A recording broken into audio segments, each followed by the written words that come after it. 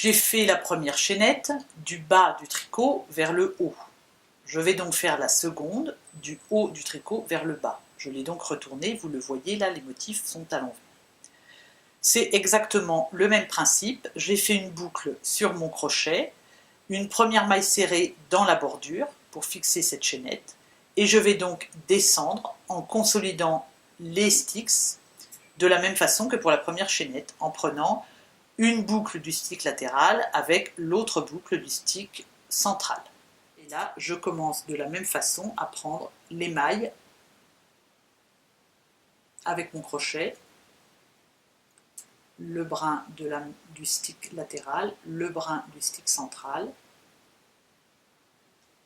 et je fais ma maille serrée.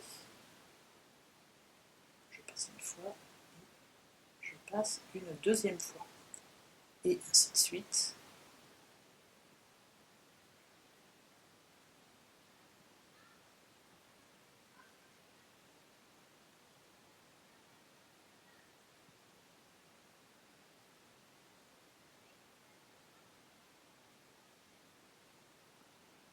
Voilà.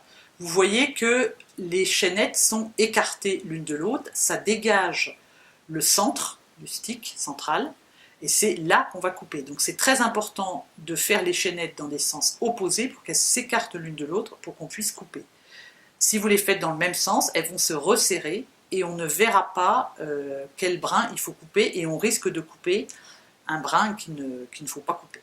Voilà, donc c'est pour ça que c'est important. Donc là je vais faire le même travail dans l'autre sens, du haut vers le bas.